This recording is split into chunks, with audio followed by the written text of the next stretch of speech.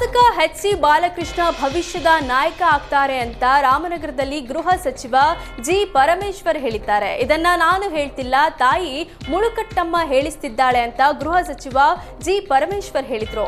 ಮಾಗಡಿ ತಾಲೂಕಿನ ಹೆಬ್ಬಳಲು ಗ್ರಾಮದಲ್ಲಿ ಮಾತನಾಡಿದ ಪರಮೇಶ್ವರ್, ಬಾಲಕೃಷ್ಣಗೆ ಸಚಿವ ಸ್ಥಾನ ಕೊಡುವ ಬಗ್ಗೆ ಸುಳುವು ನೀಡಿದ್ದಾರೆ ಅಂತ ಚರ್ಚೆಗಳು ಶುರುವಾಗಿದೆ.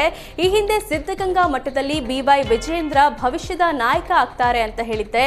ಈಗ ಅವರು ಬಿಜೆಪಿ ರಾಜ್ಯಾಧ್ಯಕ್ಷ ಆಗಿದ್ದಾರೆ.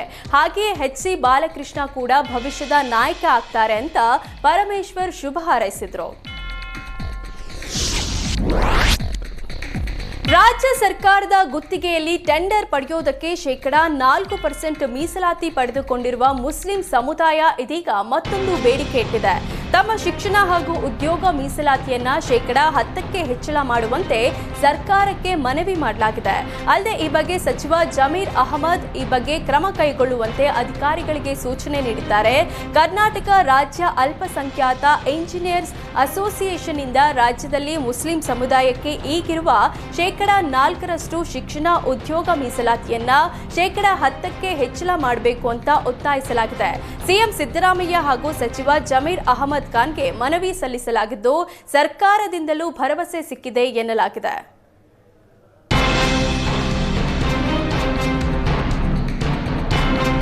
ರಾಜ್ಯದಲ್ಲಿ ಒಳ ಮೀಸಲಾತಿ ಕಿಚ್ಚು ಮತ್ತೆ ತಾರಕಕ್ಕೇರಿದೆ. ಒಳ ಮೀಸಲಾತಿ ಜಾರಿಯ ಕುರಿತು ದಲಿತ ಸಚಿವರ ಬೆಂಗಳೂರಿನಲ್ಲಿ ಸಭೆ ಮಾಡಿದ್ದಾರೆ.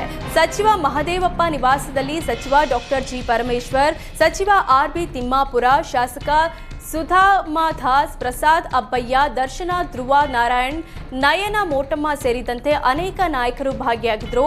ಒಳ ಮೀಸಲಾತಿ ಜಾರಿ ಮಾಡುವಂತೆ ಸರ್ಕಾರಕ್ಕೆ ಒತ್ತಾಯಿಸಲು ಸಭೆಯಲ್ಲಿ ತೀರ್ಮಾನ ಮಾಡಲಾಗಿದೆ ಎನ್ನಲಾಗಿದೆ. ಕೊಪ್ಪಳದ ಸಾಣಾಪುರದಲ್ಲಿ ವಿದೇಶಿ ಹಾಗೂ ಸ್ವದೇಶಿ ಮಹಿಳೆ ಮೇಲಿನ ಅತ್ಯಾಚಾರಕ್ಕೆ ಮಾಜಿ ಸಚಿವ ಶ್ರೀರಾಮುಲು ಖಂಡಿಸಿದ್ದು, ಸರ್ಕಾರ ಪ್ರವಾಸಿಗರಲ್ಲಿ ಕಾನ್ಫಿಡೆನ್ಸ್ ಮೂಡಿಸುವಲ್ಲಿ ಸಂಪೂರ್ಣ ವಿಫಲವಾಗಿದೆ ಅಂತ ಕಿಡಿಕಾರಿದ್ರು. ವಿದೇಶಿಗರೆಲ್ಲ ಈಗಾಗಲೇ ಬುಕ್ಕಿಂಗ್ ಕ್ಯಾನ್ಸಲ್ ಮಾಡ್ತಿದ್ದಾರೆ. ಕೂಡಲೇ ಸರ್ಕಾರ ಇದರ ಬಗ್ಗೆ ಗಂಭೀರವಾಗಿ ಪರಿಗಣಿಸಬೇಕು. ಪ್ರವಾಸಿಗರು ನಿರ್ಭೀತಿಯಿಂದ ಪ್ರವಾಸಕ್ಕೆ ಬರುವಂತೆ ಕಾನ್ಫಿಡೆನ್ಸ್ ಮೂಡಿಸಬೇಕು. ನಾನು 2-3 ದಿನಗಳಲ್ಲಿ ಸಾಣಾಪುರಕ್ಕೆ ಹೋಗಿ ಬರ್ತೇನೆ. ಅಲ್ಲಿ ಅಧಿಕಾರಿಗಳು ಹಾಗೂ ಪೊಲೀಸ್ ಇಲಾಖೆಯೊಂದಿಗೆ ಮಾಹಿತಿ ಪಡಿತೇನೆ ಅಂದ್ರು.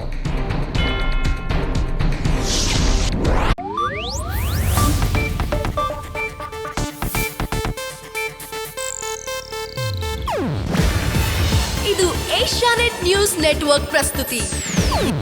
ನೀವು ನೋಡ್ತಿದ್ದೀರಾ ಏಷ್ಯಾನೆಟ್ ಸುವರ್ಣ ನ್ಯೂಸ್.